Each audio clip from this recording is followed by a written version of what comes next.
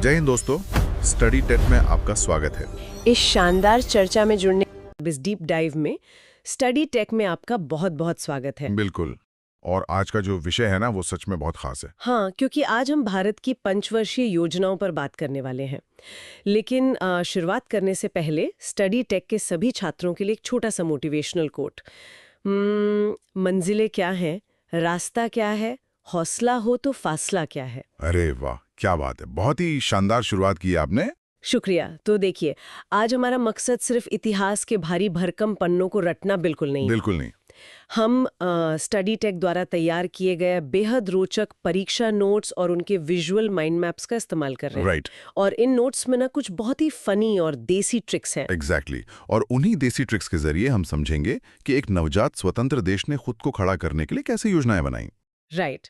तो अगर हम आज की इस चर्चा को एक कहानी की तरह देखें तो कल्पना कीजिए कि 1947 में जब भारत आजाद हुआ तो वो एक बिल्कुल नए स्टार्टअप की तरह था। एक ऐसा स्टार्टअप जिसके पास सच कहें तो कोई बहुत बड़ी पूंजी नहीं थी। हाँ, कोई पूंजी नहीं, बुनियादी ढांचा न के बराबर। लेकिन उसके जो कर्मचारी थे ना, मतलब देश के करोड़ों नागरिक, उनकी उम्मीदें आसमान पर थीं। सही बात है। तो इस नवजात स्टार्टअप को अगले कई दशकों तक चलाने के लिए एक बेहद मजबूत बिजनेस प्लान की जरूरत थी। और यही बिजनेस प्लान थी हमारी पंचवर्षीय योजनाएं। बहुत ही सटीक एनालॉजी है ये। लेकिन किसी भी इतने बड़े प्लान को लागू करने से पहले ना, ये जानना बहुत जरूरी होता है कि आखिर उस प्लान को बनाने वाले बॉस कौन थे। हाँ, मतलब इस देश रूपी स्टार्टअप का बोर्ड ऑफ डायरेक्टर्स कौन था? बिल्कुल। तो नोट्स के मुताबिक 15 मार्च 1950 को योजना आयोग यानी प्लानिंग कमीशन की स्थापना की गई। राइट। और यही वो संस्था थी जो पंचवर्षीय योजनाएं बनाती थी। और इसमें सबसे अहम बात यह है कि इसके अध्यक्ष हमेशा प्रधानमंत्री होते थे। मैं यहाँ थोड़ा पूछना चाहूंगी, प्रधानमंत्री ही क्यों? देखिए, इतने विशाल देश में संसाधनों का बंटवारा करना कोई छोटा काम तो था नहीं। इसके लिए एक ऐसा केंद्र चाहिए था जिसके पास सीधे सरकार के शीर्ष स्तर का अधिकार हो। अच्छा, ताकि कोई भी मंत्रालय इन योजनाओं को हल्के में ना ले सके। बिल्कुल सही। लेकिन इसमें एक पेंच था। वो क्या? 6 अगस्त 1952 को एक और संस्था बनाई गई, राष्ट्रीय विकास परिषद, जिसे हम एनडीसी कहते हैं। हाँ, मैंने नोट्स में देखा, स्रोत में तो इसे सुपर कैबिनेट का नाम दिया गया है। लेकिन मेरी एक उलझन है। बताइए। जब योजना आयोग पहले से ही काम कर रहा था तो फिर इस एनडीसी की क्या जरूरत आ पड़ी? बहुत ही लाजवाब सवाल है। देखिए, अपनी उसी स्टार्टअप वाली एनालॉजी पर वापस चलते हैं। ठीक है। योजना आयोग सिर्फ वो कोर टीम थी जो बिजनेस प्लान का ड्राफ्ट बनाती थी। लेकिन उसे फाइनल पास करने की या अप्रूव करने की जो असली ताकत थी ना, वो एनडीसी के पास थी। ओह, तो मतलब ये एक तरह का चेक एंड बैलेंस सिस्टम था। एग्जैक्टली। एनडीसी में सभी राज्यों के मुख्यमंत्री शामिल होते थे। अब क्योंकि योजनाओं को जमीन पर तो राज्यों को ही लागू करना है ना। हाँ, दिल्ली के कमरे में बैठ के पूरे देश का फैसला तो नहीं हो सकता। बिल्कुल। इसीलिए राज्यों की सीधी भागीदारी की वजह से ही एनडीसी को सुपर कैबिनेट कहा गया। समझ गई। तो बॉस तय हो गए, अब बारी थी पहले कदम की। हमारी पहली पंचवर्षीय योजना 1951 से 1956 तक चली। सही। और स्टडी टेक के नोट्स इसे खेत खलियान का दौर कहते हैं। मतलब इसका लॉजिक भी बहुत सीधा है। एक भूखे और नवस्वतंत्र राष्ट्र की सबसे पहली प्राथमिकता खाना और खेती ही तो होगी ना। बिना खाद्य सुरक्षा के आप किसी और चीज के बारे में सोच भी नहीं सकते। बिल्कुल। और इस पहली योजना का जो मॉडल था वो हेरोड डोमर मॉडल था। और यहीं पर स्रोत में दी गई वो पहली देसी ट्रिक आती है जो मुझे बहुत मजेदार लगी। हाँ, वो ट्रिक सच में बहुत अच्छी है। तो ट्रिक ये है कि किसान ने अपने खेत में हरा भरा डामर बिछा दिया। हरा भरा डामर? हाँ, हरा भरा से हेरोड और डामर से डोमर। मतलब ये कितनी आसानी से याद हो जाता है। ये ट्रिक्स वाकई बहुत कमाल की हैं। लेकिन इस मॉडल के पीछे का अर्थशास्त्र भी बहुत दिलचस्प है। वो कैसे? हेरोड डोमर मॉडल मुख्य रूप से इस बात पर टिका था कि देश में बचत कितनी है और निवेश कितना हो रहा है।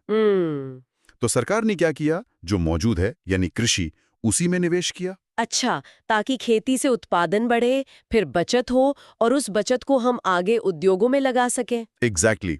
और इसी दौर में भाखड़ा नांगन, हीराकुंड और दामोदर घाटी जैसी विशाल बांध परियोजनाएं शुरू हुईं। राइट। और ये बांध सिर्फ पानी रोकने के लिए नहीं थे, इनसे जल विद्युत भी बननी थी जो आगे चलकर फैक्ट्रियों को चलाने वाली थी। बिल्कुल सही। तो जब पेट थोड़ा भर गया तब देश को महसूस हुआ कि सिर्फ खेती के सहारे दुनिया से कदम नहीं मिलाए जा सकते। हाँ, बुनियादी ढांचे की जरूरत थी। तो 1956 से 1961 तक जो दूसरी पंचवर्षीय योजना आई, उसका फोकस पूरी तरह से भारी उद्योगों पर शिफ्ट हो गया। मतलब खेत खलियान से फोकस शिफ्ट होकर सीधा फैक्ट्री के धुएं तक पहुंच गया। बिल्कुल। और इस बड़े बदलाव के पीछे जो मॉडल था वो पीसी महालनोबिस का मॉडल था। और इसके लिए भी हमारे पास एक बढ़िया ट्रिक है। हाँ, बताइए। उद्योग लगाने के लिए एक महान आदमी चाहिए, तो महान से हो गया महालनोबिस। बहुत बढ़िया। महालनोबिस का विजन ये था कि सिर्फ उपभोक्ता वस्तुएं बनाने से काम नहीं चलेगा, हमें वो मशीनें बनानी होंगी जो आगे चीजें बनाएंगी। मतलब लॉन्ग टर्म आत्मनिर्भरता। लेकिन भारी उद्योग लगाने के लिए तो भारी पैसा और तकनीक चाहिए ना, जो हमारे पास उस वक्त था ही नहीं। और यहीं से शुरू होता है असली कूटनीतिक खेल, जिसे स्टडी टेक ने द मास्टर ट्रिक कहा है। इस्पात कारखानों वाली ट्रिक। हाँ, दूसरी योजना में 3 बड़े स्टील प्लांट लगे। ट्रिक है भीरू, राज, दुबे। भीरू, राज, दुबे, इसको थोड़ा डिकोड करते हैं। तो भीरू का मतलब है भिलाई का कारखाना, जो रूस की मदद से लगा। अच्छा। राज मतलब राउरकेला का कारखाना, जो जर्मनी की मदद से लगा। और दुबे यानी दुर्गापुर का कारखाना, जो ब्रिटेन की मदद से लगा। ये तो कमाल है, मतलब ट्रिक से याद करना कितना आसान हो जाता है। लेकिन इसके पीछे की कूटनीति क्या थी? कूटनीति ये थी कि उस समय दुनिया शीत युद्ध के दौर में थी। अमेरिका और रूस के अपने अपने खेमे थे। हाँ, कोल्ड वॉर चल रहा था। तो जब रूस भिलाई में प्लांट लगाने को राजी हुआ, तो पश्चिमी देशों को घबराहट हो गई कि कहीं भारत पूरी तरह रूस के पाले में न चला जाए। ओह, तो मतलब इसी होड़ में जर्मनी और ब्रिटेन भी राउरकेला और दुर्गापुर में प्लांट लगाने के लिए तुरंत तैयार हो गए। बिल्कुल। भारत ने इन महाशक्तियों के बीच क्या गजब का संतुलन बनाया और अपने देश में उद्योग खड़े कर लिए। सच में ये तो बहुत ही स्मार्ट मूव था। तो शुरुआती 10 साल तो सब कुछ बहुत अच्छा चल रहा था। हाँ, बिल्कुल। लेकिन फिर कहानी में एक डार्क फेज आता है। स्रोत में तीसरी पंचवर्षीय योजना को, जो 1961 से 1966 तक चली, उसे सबसे बड़ी फ्लॉप कहा गया है। ऐसा क्या हुआ था? देखिए, ये योजना जॉन सैंडी और सुखमय चक्रवर्ती के मॉडल पर थी, जिसे गाडगिल योजना भी कहते हैं। लक्ष्य था आत्मनिर्भरता। लेकिन इसी दौरान भारत को एक के बाद एक 3 इतने बड़े झटके लगे कि पूरी अर्थव्यवस्था चरमरा गई। 3 झटके? हाँ, सबसे पहला था 1962 का भारत चीन युद्ध। किसी को इसकी उम्मीद नहीं थी। रातों रात विकास का पैसा हथियारों की तरफ मोड़ना पड़ा। ओह, ये तो बहुत बड़ा झटका था। और अभी हम समझ भी नहीं पाए थे कि 1965 में भारत पाकिस्तान युद्ध हो गया। मतलब रक्षा बजट तो एकदम आसमान छू गया होगा। बिल्कुल। और मानो इतने युद्ध काफी नहीं थे, प्रकृति ने भी कहर बरपा दिया। 1966 में देश ने भयंकर सूखे का सामना किया। फसलें पूरी तरह बर्बाद हो गई। हाँ, मैंने पढ़ा है कि वो ऐसा दौर था जब हमें अमेरिका से लाल गेहूं मंगाना पड़ता था। सही कहा। हालांकि इसी बीच 1964 में रूस की मदद से बोकारो स्टील प्लांट भी लगा, लेकिन कुल मिलाकर ये योजना फेल ही रही। और शायद यही वजह थी कि इसके बाद 3 साल तक कोई योजना बनी नहीं पाई, जिसे योजनावकाश या प्लान हॉलिडे कहा गया। एग्जैक्टली।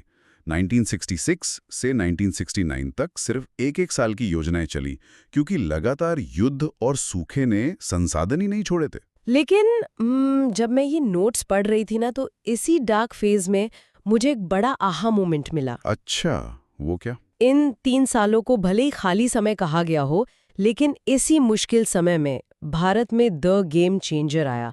मतलब 1966-67 की हरित क्रांति। अरे बिल्कुल, ग्रीन रेवोल्यूशन। हाँ, जिसने भारत को गेहूं के मामले में पूरी तरह आत्मनिर्भर बना दिया। मतलब अंधकार में एक बहुत बड़ी उम्मीद की किरण। ये सच में एक गेम चेंजर था। जब अनाज की पैदावार बढ़ी तो देश का आत्मविश्वास वापस लौटा। राइट। और इसी नए आत्मविश्वास के साथ वापसी होती है चौथी पंचवर्षीय योजना की, जो 1969 से 1974 तक चली। ये अशोक रुद्रा और एलन मन्ने के मॉडल पर थी। अब क्योंकि पेट की चिंता तो दूर हो गई की, तो सरकार का फोकस आर्थिक ताकत और राजनीतिक स्थिरता पर शिफ्ट हो गया। और इसी चौथी योजना में जो काम हुए ना, स्टडी टेक के नोट्स में उन्हें सुपर इंपॉर्टेंट मार्क किया गया है। बिल्कुल। सबसे पहला बड़ा कदम 1969 में 14 बड़े बैंकों का राष्ट्रीयकरण। मैं यहाँ थोड़ा समझना चाहूंगी। अचानक से प्राइवेट बैंकों को सरकारी कंट्रोल में लेने का क्या लॉजिक था? देखिए, हरित क्रांति आ तो गई थी, लेकिन उसका फायदा सिर्फ बड़े और अमीर किसानों को मिल रहा था। अच्छा। क्योंकि उस समय के प्राइवेट बैंक सिर्फ रसूखदार लोगों को ही लोन देते थे। एक छोटे किसान को ट्रैक्टर या बीज के लिए लोन मिलना लगभग नामुमकिन था। ओह, तो सरकार को बैंकिंग का स्टीयरिंग अपने हाथ में लेना पड़ा ताकि छोटे किसानों तक पैसा पहुंच सके। एग्जैक्टली। और ये कदम सिर्फ इकोनॉमी तक सीमित नहीं था। हाँ, अगर मैं अपनी एनालॉजी दूं ना, तो ये वो दौर था जब भारत सिर्फ अपने पैरों पर खड़ा नहीं हो रहा था, बल्कि अपनी मसल्स फ्लेक्स कर रहा था। बिल्कुल सही शब्द चुना आपने। क्योंकि 1969 में ही इसरो की स्थापना हुई, मतलब हम अंतरिक्ष की तरफ देख रहे थे।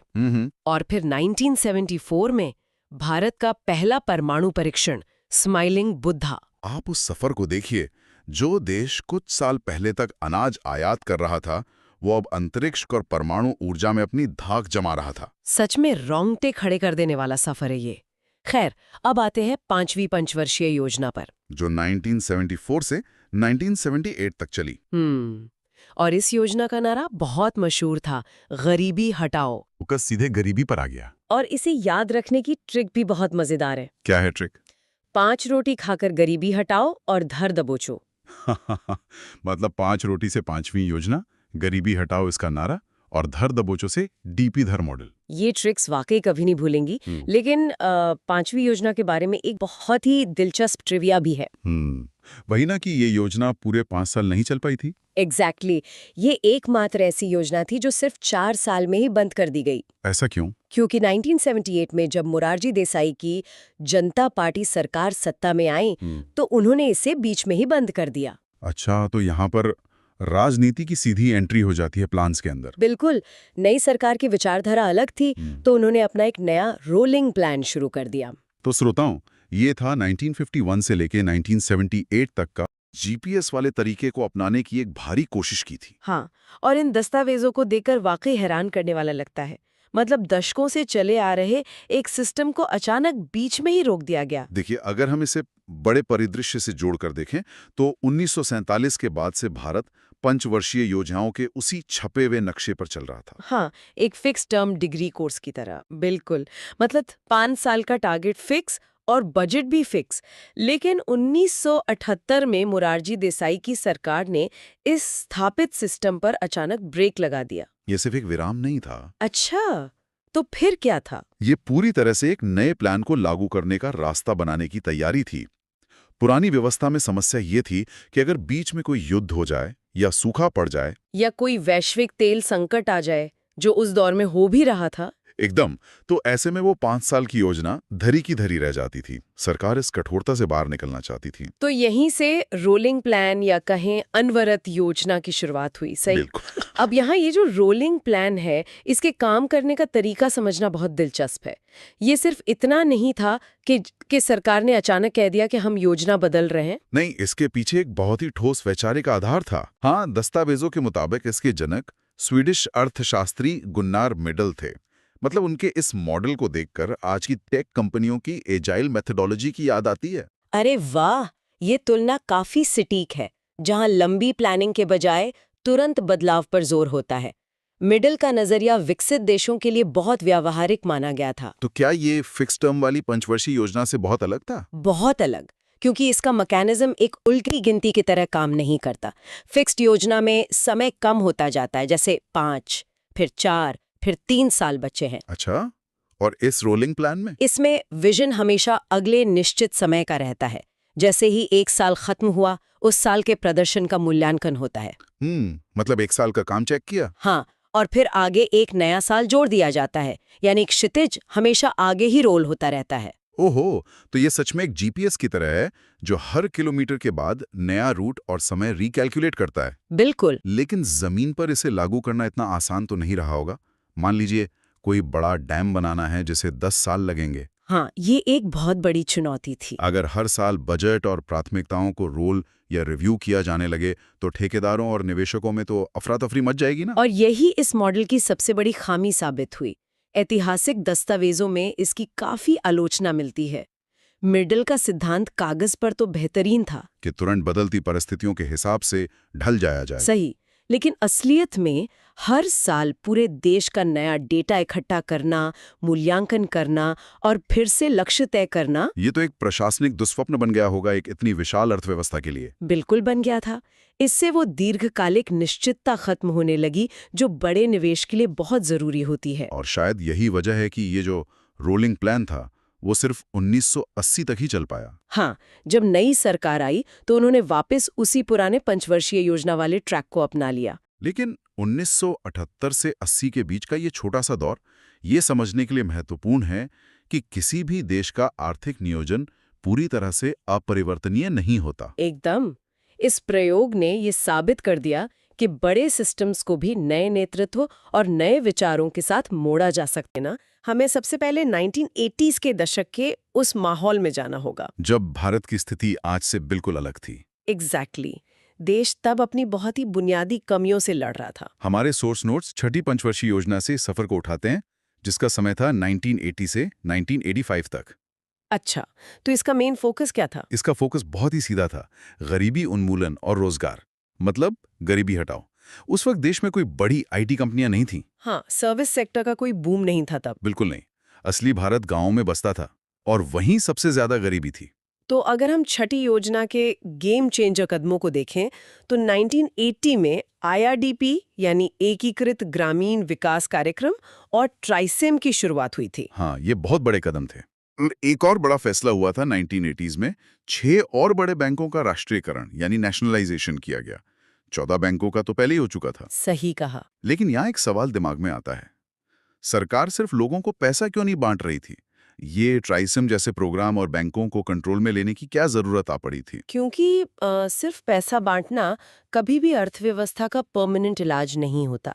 देखिए, ट्राइसम का पूरा नाम था training of rural youth for self employment. मतलब युवाओं को ट्रेनिंग देना। एग्जैक्टली इसका मूल विचार ये था कि गांव के युवाओं को केवल आर्थिक मदद देने के बजाय उन्हें अपना काम शुरू करने के लिए हुनरमंद बनाया जाए। अच्छा, वो मछली देने के बजाय मछली पकड़ना सिखाने वाला मॉडल। बिल्कुल वही। अरे, और जहां तक बैंकों के राष्ट्रीयकरण की बात है ना, तो उसका एक बहुत ठोस कारण था। वो क्या? उस समय प्राइवेट बैंक सिर्फ बड़े शहरों और बड़े उद्योगपतियों को ही कर्ज देते थे। क्योंकि वहां रिस्क कम था। गांवों, किसानों और छोटे कारोबारियों तक पैसा पहुंच ही नहीं रहा था। हम्म। तो राष्ट्रीयकरण करके सरकार ने उस पूंजी की दिशा को ग्रामीण भारत की तरफ मोड़ दिया ताकि इकोनॉमी की निचली नसों में भी खून दौड़ सके। वाह।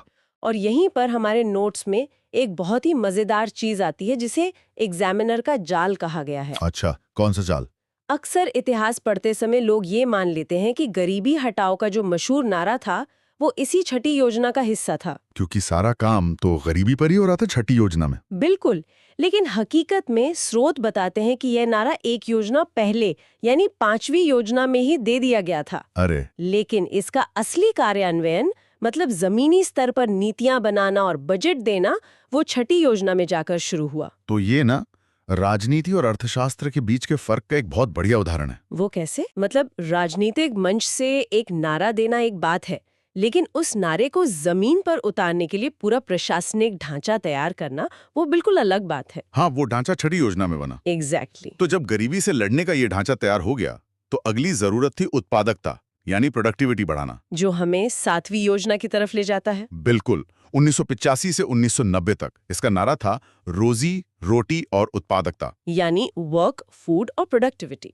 इसे जॉन डब्ल्यू मिलर मॉडल पर आधारित बताया जाता है। इसका मतलब था कि अब सिर्फ जिंदा नहीं रहना है बल्कि इन्वेस्टमेंट करके अपनी उत्पादन क्षमता को भी बढ़ाना है। यहाँ जो बात सबसे ज्यादा रोमांचित करती है वो ये है कि 7वीं योजना के काम हमारी इकोनॉमी के एक बहुत बड़े ट्रांजिशन को दिखाते हैं। जैसे कि एक तरफ 1989 में जवाहर रोजगार योजना शुरू हुई जो गांव में रोजगार गारंटी का एक बड़ा कदम था, लेकिन उसी वक्त कुछ और भी हो रहा था। हाँ, 1988 में एसईबी की स्थापना, बिल्कुल, शेयर बाजार को रेगुलेट करने के लिए, और 1986 में स्पीड पोस्ट की भी शुरुआत हुई। सेबी वाला पॉइंट सच में बहुत बड़ा है। अगर कोई इसे आम जिंदगी से जोड़े तो ये ऐसा है जैसे पहले आपने घर की टपकती छत को ठीक किया, राशन पानी का इंतजाम किया, जो छठी योजना का काम था। हाँ, और फिर जब घर सुरक्षित हो गया तो उसी घर के एक कमरे में अपना एक नया बिजनेस शुरू कर दिया, जो 7वीं योजना की उत्पादकता और सेबी से मेल खाता है। बिल्कुल। लेकिन 1988 में अचानक सेबी की जरूरत क्यों पड़ गई? क्योंकि उस समय भारत का शेयर बाजार ना एक तरह से वाइल्ड वेस्ट बन चुका था। कोई नियम कानून नहीं थे। हाँ, इकोनॉमी थोड़ी खुल रही थी, नए लोग पैसा लगा रहे थे, लेकिन सख्त नियम नहीं थे। कंपनियों द्वारा निवेशकों के साथ धोखाधड़ी करना बहुत आसान था। बाप रे। तो एक रेफरी की जरूरत थी जो आम लोगों की जीवन भर की कमाई को डूबने से बचा सके। सेबी का आना ये बता रहा था कि भारत अब एक आधुनिक बाजार की ओर कदम बढ़ा रहा है। और पता है, इसे याद रखने के लिए हमारे नोट्स में एक बहुत ही मजेदार देसी ट्रिक दी गई है। क्या है वो ट्रिक? ट्रिक ये है, हफ्ते के 7 दिन इंसान को रोजी रोटी कमानी पड़ती है और अपना पैसा सेबी वाले शेयर बाजार में लगाना पड़ता है। अरे वाह, ये तो बहुत बढ़िया है ना? नंबर 7 से 7वीं योजना, रोजी रोटी से उसका नारा और सेबी से उसका सबसे बड़ा कदम। एक ही लाइन में पूरी कहानी। ये वाकई एक शानदार तरीका है। और देखिए, इस 7वीं योजना के खत्म होते होते भारत 90 के दशक की दहलीज पर खड़ा था। एक ऐसा दशक जिसने पूरी आर्थिक तस्वीर बदल दी। बिल्कुल। 1990 का दशक आते आते दुनिया और भारत तेजी से बदल रहे थे। 1991 के जो ऐतिहासिक एलपीजी रिफॉर्म्स थे, उदारीकरण, निजीकरण और वैश्वीकरण। हाँ, उन्होंने भारतीय अर्थव्यवस्था के दरवाजे पूरी दुनिया के लिए खोल दिए। लाइसेंस राज खत्म हो रहा था। और इसी पृष्ठभूमि में 1992 से 1997 तक 8वीं पंचवर्षीय योजना आई। इसकी थीम तो पहले से बिल्कुल ही अलग थी। क्या थीम थी? इंसान ही सबसे बड़ी पूंजी है।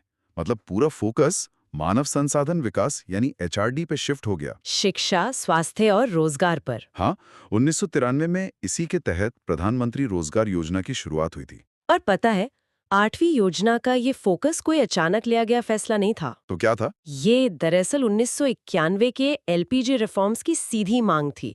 मतलब जब हमने इकोनॉमी को विदेशी कंपनियों के लिए खोल दिया, तो उन्हें काम करने के लिए क्या चाहिए था? अच्छे एम्प्लॉइज। एग्जैक्टली, कुशल मजदूर, पढ़े लिखे इंजीनियर और एक स्वस्थ वर्कफोर्स। अगर हमारे पास अच्छी शिक्षा का ढांचा नहीं होता, तो विदेशी निवेश आकर भी वापस लौट जाता। अच्छा। तो इंसानी सबसे बड़ी पूंजी है, ये सिर्फ कोई फिलॉसफी नहीं थी। बिल्कुल नहीं, ये उस वक्त की सबसे बड़ी आर्थिक जरूरत थी। और ये रणनीति काम भी कर गई। डेटा बताता है कि 8वीं योजना एक बहुत बड़ी हिट थी। लक्ष्य 5.6% ग्रोथ का था, लेकिन वास्तविक विकास दर 6.8% रही। विदेशी निवेश आ रहा था, उद्योग लग रहे थे। लेकिन अब यहाँ मेरे दिमाग में एक बड़ा सवाल आता है। हाँ, बताइए। अगर 8वीं योजना इतनी बड़ी हिट थी, सब कुछ इतना अच्छा चल रहा था, हाँ? तो फिर उसके तुरंत बाद आने वाली 9वीं योजना बुरी तरह फ्लॉप क्यों हो गई? ये बहुत अच्छा सवाल है। क्या हम ओवर कॉन्फिडेंट हो गए थे?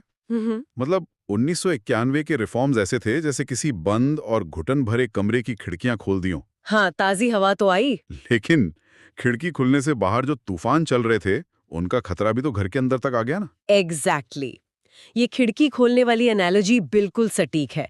9वीं योजना जो 1997 से 2002 तक चली, वो ठीक उसी वैश्विक तूफान का शिकार हो गई थी। जबकि इसका नारा तो बहुत अच्छा था, सामाजिक न्याय और समानता के साथ आर्थिक विकास। नारा शानदार था, लेकिन ये योजना फ्लॉप रही और इसका कारण भारत के अंदर नहीं बल्कि बाहर था। 1997 का एशियाई वित्तीय संकट। तो ये एशियाई संकट आखिर था क्या, जिसने हमारे प्लान्स को पटरी से उतार दिया? तो 1997 में ना दक्षिण पूर्व एशिया के देशों में जैसे थाईलैंड, इंडोनेशिया, साउथ कोरिया, वहाँ एक भयंकर आर्थिक मंदी आ गई। अच्छा। विदेशी निवेशकों में पैनिक फैल गया। उन्होंने उन बाजारों से अपना पैसा तेजी से निकालना शुरू कर दिया। और क्योंकि 1991 के बाद भारत भी ग्लोबल इकोनॉमी से जुड़ चुका था, तो हम भी उस पैनिक से बच नहीं पाए। बिल्कुल। भारत के एक्सपोर्ट्स को भारी चोट पहुंची, विदेशी निवेश गिर गया। ये इस बात का बहुत कड़वा सबूत था कि वैश्वीकरण का मतलब सिर्फ फायदे लेना नहीं है। हाँ, दुनिया के किसी भी कोने में अगर कोई आर्थिक सुनामी आती है, तो उसके झटके आपको भी सहने पड़ेंगे। सही का। वैसे 9वीं योजना की थीम को याद रखने की भी एक देसी ट्रिक है हमारे पास। अच्छा? हाँ, 9 का मतलब है न्याय। सबको बराबर न्याय और समानता मिलनी चाहिए। बहुत आसान है याद रखना, 9 और न्याय। हाँ, लेकिन जैसा हमने अभी देखा, अंतर्राष्ट्रीय मंदी के आगे सिर्फ न्याय की बातों से काम नहीं चलता। बिल्कुल नहीं, बाजार की ताकतों से लड़ना पड़ता है। और इसी झटके ने हमारे नीति निर्माताओं को एक बहुत बड़ी सीख दी। क्या सीख? कि भविष्य की कोई भी योजना बनाते समय सिर्फ घरेलू हालात देखना काफी नहीं होगा। ग्लोबल मार्केट के उतार चढ़ाव को भी कैलकुलेशन में रखना ही पड़ेगा। और शायद इसी सीख के बाद नई सदी की शुरुआत में भारत ने बहुत ही आक्रामक लक्ष्य तय किए। हाँ, 10वीं योजना की बात कर रहे हैं आप। बिल्कुल। 2002 से 2007 तक इसके लक्ष्य इतने बड़े थे कि आज भी सुनकर हैरानी होती है। क्या लक्ष्य थे? अगले 10 सालों में प्रति व्यक्ति आय यानी पर कैपिटा इनकम को सीधा दुगना करना। वाह। और 2007 तक गरीबी के अनुपात को घटाकर 15% तक लाना। इसकी देसी ट्रिक भी बहुत स्पष्ट है। 10वीं योजना में कसम खाई कि अगले 10 साल में सबकी इनकम को डबल कर देंगे। देखिए, इनकम डबल करने का लक्ष्य ना कोई हवाई बात नहीं थी। अच्छा? हाँ, क्योंकि 2000 के दशक की शुरुआत में भारत का कॉन्फिडेंस वापस आ रहा था। आईटी सेक्टर का जबरदस्त बूम था। हाँ, हम दुनिया का बैक ऑफिस बन रहे थे। एग्जैक्टली। विदेशी मुद्रा भंडार तेजी से बढ़ रहा था, तो योजनाकारों को लगा कि अब हम इकोनॉमी का साइज बहुत तेजी से बढ़ा सकते हैं। पर यहाँ बात सच में दिलचस्प हो जाती है। कैसे? मतलब कागज पर इनकम डबल करने की बात करना और जीडीपी के बड़े बड़े नंबर देखना बहुत अच्छा लगता है, लेकिन क्या वो पैसा सच में जमीनी स्तर तक पहुंचा? ये एक बहुत वैलिड सवाल है। क्या जो बूम बैंगलोर के आईटी सेक्टर में था, उसका फायदा किसी गांव के मजदूर को मिल रहा था? क्या वो ट्रिकल डाउन इफेक्ट के ऊपर पैसा बरसेगा तो छन कर नीचे भी आएगा, क्या वो सच साबित हुआ? पूरी तरह से नहीं। क्या इसीलिए 10वीं के बाद जब 11वीं योजना आई 2007 से 2012 के बीच, तो उसमें सिर्फ ग्रोथ शब्द से काम नहीं चला? हाँ, उसका नारा था तीव्रतम एवं समावेशी विकास। एग्जैक्टली। समावेशी यानी इंक्लूसिव ग्रोथ। आप बिल्कुल सही पॉइंट पे पहुंचे हैं। नीति निर्माताओं को एहसास हो गया था कि सिर्फ जीडीपी बढ़ने से समाज की बुनियादी समस्याएं हल नहीं होंगी। अमीर और गरीब के बीच की खाई बढ़ रही थी। ट्रिकल डाउन इफेक्ट किताबों में ही अच्छा लगता है। हाँ, तेज ग्रोथ तो चाहिए थी, लेकिन साथ ही एक सोशल सेफ्टी नेट की सख्त जरूरत थी, ताकि जो लोग पीछे छूट गए हैं उन्हें मुख्य धारा में लाया जा सके। और हमारे डेटा नोट्स इस बात को साबित करते हैं। एक सवाल बनता है कि इतिहास में सबसे ज्यादा विकास दर किस योजना की रही? 11वीं योजना की। बिल्कुल, लगभग 8% की रिकॉर्ड ग्रोथ। लेकिन ध्यान देने वाली बात यह है कि इसी दौरान एक बहुत बड़ा सामाजिक कदम भी उठाया गया। शिक्षा का अधिकार। हाँ, राइट टू एजुकेशन यानी आरटीई 2009 पास हुआ। ये बताता है कि सिर्फ फैक्ट्रियां नहीं लग रही थी, सामाजिक सुरक्षा का ढांचा भी बन रहा था। और पता है, शिक्षा का अधिकार उसी समावेशी विकास का सबसे बड़ा उदाहरण है। वो कैसे? इसे सिर्फ एक सामाजिक कदम मत मानिए, ये एक बहुत बड़ा आर्थिक निवेश भी था। मतलब लॉन्ग टर्म में? हाँ, अगर एक बड़ी आबादी अनपढ़ या अकुशल रह गई तो वो पूरी अर्थव्यवस्था पर बोझ बन जाएगी ना। बुनियादी शिक्षा को अधिकार बनाकर ये तय किया गया कि इस 8% ग्रोथ का फायदा अगली पीढ़ी को भी मिले। बहुत सही बात है। और अब हम इस सफर के अंतिम अध्याय पर पहुंचते हैं। 12वीं योजना। हाँ, 11वीं योजना में हमने सबसे तेज ग्रोथ हासिल कर ली। तो अगली चुनौती थी उस ग्रोथ को लंबे समय तक बनाए रखना, वो भी बिना पर्यावरण को बर्बाद किए। एग्जैक्टली।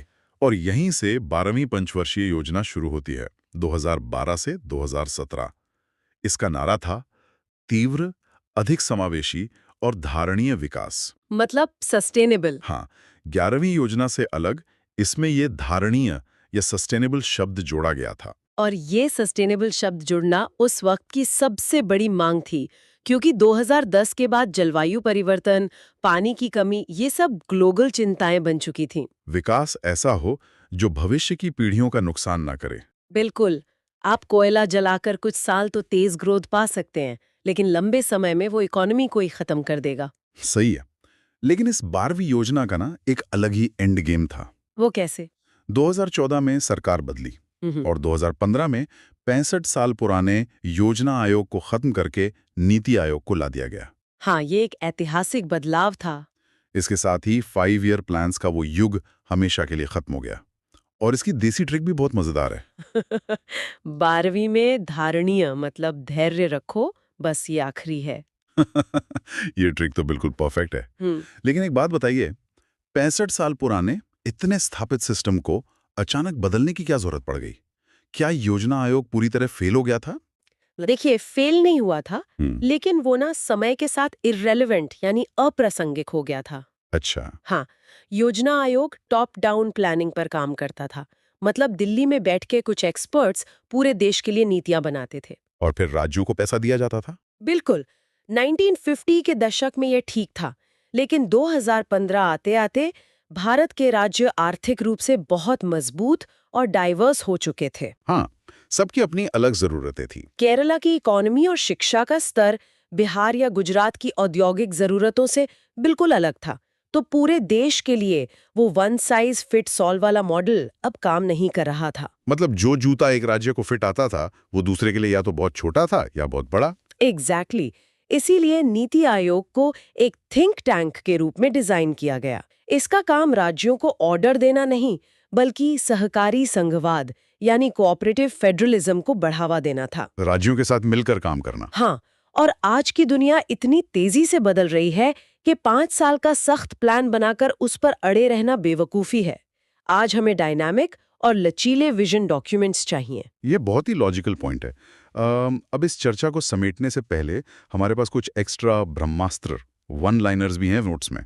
वो ऐतिहासिक तथ्य जो बिल्कुल अलग नजर आते हैं। हाँ, जैसे एक बहुत ही न्यूट्रल और ऐतिहासिक तथ्य है कि 20 सूत्री कार्यक्रम यानी 20 पॉइंट प्रोग्राम 1975 में 5वीं योजना के दौरान इंदिरा गांधी द्वारा शुरू किया गया था। हाँ, ये अक्सर परीक्षाओं में पूछा जाता है। और दूसरा तथ्य जो सच में चौंकाता है, भारतीय इतिहास में तीसरी पंचवर्षीय योजना इकलौती ऐसी योजना थी जिसमें कृषि वृद्धि दर यानी एग्रीकल्चर ग्रोथ माइनस में चली गई थी। नकारात्मक। हाँ, नेगेटिव। देखिए, तीसरी योजना का वो दौर भारत के लिए सच में किसी बुरे सपने जैसा था। 1960 के दशक की शुरुआत में देश में भयंकर सूखा पड़ा, फसलें तबाह हो गईं। और ऊपर से युद्ध भी तो हुए थे। बिल्कुल। 1962 में चीन के साथ और फिर 1965 में पाकिस्तान के साथ। एक विकासशील देश के लिए सूखा और 2 युद्ध, ये इतना भयानक झटका था कि कृषि बुरी तरह टूट गई। इसीलिए वो ग्रोथ रेट नेगेटिव हो गई थी। हाँ, पहली और आखिरी बार। ये दिखाता है कि किसी भी देश के विकास का रास्ता कभी एकदम सीधी लकीर नहीं होता। उसमें भयंकर खाइयां और तूफान आते ही हैं। बिल्कुल सही। तो इन सब का आखिर मतलब क्या है? अगर हम इस पूरी चर्चा को समेटें तो 80 के दशक की छठी योजना में बुनियादी रोजगार से जो सफर शुरू हुआ, वो मानव संसाधन से गुजरते हुए 11वीं योजना की 8% ग्रोथ तक पहुंचा। और फाइनली 12वीं योजना के सस्टेनेबल डेवलपमेंट पर आकर रुका। ये सिर्फ किताबों में बंद अर्थशास्त्र नहीं है, ये एक देश के धीरे धीरे महाशक्ति बनने की दास्तान है। उसी इमारत की कहानी जिसकी नींव दशकों की मेहनत से पक्की की गई। और नीति आयोग का आना बताता है कि अब उस इमारत को ऊपर ले जाने के लिए नए लचीले ब्लूप्रिंट्स की जरूरत है। बिल्कुल सही। और इसी के साथ हम एक बहुत ही गहरे सवाल पर पहुंचते हैं, एक विचार जो हम श्रोताओं के लिए छोड़ना चाहते हैं। वो क्या? अब जब हमारे पास कोई पंचवर्षीय योजनाएं नहीं हैं, तो 50 साल बाद इतिहासकार आज के इस आर्थिक दौर को कैसे देखेंगे? ये सोचने वाली बात है। क्या लंबी अवधि के मेगा प्लान्स का खत्म होना हमारे लिए सच में एक वरदान है, या हमने खुद को एक सख्त अनुशासन में रखने की वो पुरानी आदत छोड़ दी है? मतलब क्या बिना किसी 5 साल के सख्त ब्लूप्रिंट के सिर्फ हालात के हिसाब से फ्लोर बनाते जाना सुरक्षित है? एग्जैक्टली। या फिर यही लचीलापन आज के तेजी से बदलते वैश्विक मौसम में हमें टिके रहने की ताकत देता है? इस विचार के साथ आज की इस गहन चर्चा को हम यहीं विराम देते हैं। ज्ञान के इन पन्नों को पलटते रहिए और सबसे जरूरी बात, सवाल पूछते रहिए।